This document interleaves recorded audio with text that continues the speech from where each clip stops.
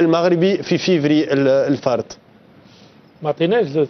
فما هذه تصريحات راهو رئيس الاتحاديه الجزائريه محمد راو رئيس الاتحاديه المغربيه بالطبيعه. لا اعطينا اون دات سيتي فيربالمون. اتصل بي انا صحافي قال لي بالله راهو المنتخب المغربي يحب يلعب مقابله. قلت له خلي الاطراف الرسميه لا خليه يكمل لك خليه يكمل لك تو ما كسلتني خلينا نجاوب. قلت له خلي الاطراف الرسميه تتصل بنا. كلمونا وقتها الحقيقه الجامعه المغربيه باش نلعبوا ضدهم مباراه.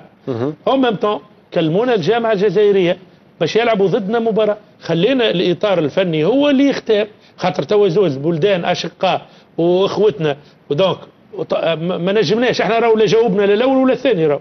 اما خلينا الاطار الفني. ما جاوبتوش كيف جاوبتوا هما صرحوا معناها رؤساء هما صرحوا اللي يحبوا. لا مش تصريح في موقع الفيفا هبطت في المواقع الجزائريه الكل هبطت. لا مش حكايه تهبط هكاك. اي ثماش علاش عطيتوا كلمه بزوج جامعات مع ليبيا ثماش ان كوريسبوندونس.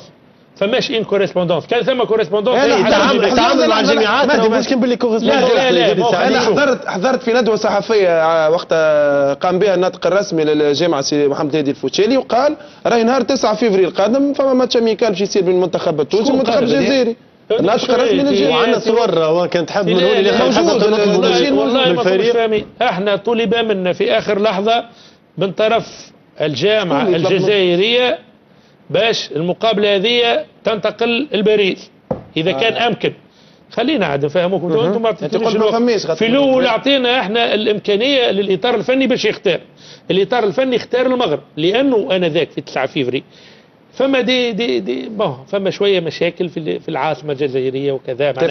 تفاديا قلنا باش نمشوا للبلاد اللي على الاقل سي ان بو كالم دونك اون بو جوي معناها دون دي بون كونديسيون. هذا بعمره ما يغيب ديما وخيالنا الزوز. تكلموا مع السيد الكاتب العام طرف رسمي من الجامعه الجزائريه انه فماش امكانيه انتقال المقابله من الجزائر الى باريس او ضواحي باريس.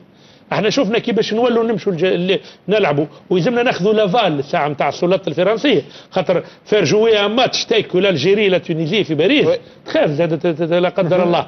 دونك مشينا في الحل الاسلم هو نلعبوا المقابله ضد المغرب وكان باتفاق ما بيننا وما بين المغرب وما بين انا وما بين سي محمد راو. هذه سؤال نقطة استفهام كبيرة تقعد باش نرجعوا للحديث. سمير لحظة برك نرجعوا حتى كي نستقيل نجيكم انا اخر وجون. مرحبا بك. بعد الاشهار اذا نلقاوش على الحبس ونواصلوا الحديث مع ما تبعدوش انا راجعين. بعد الاشهار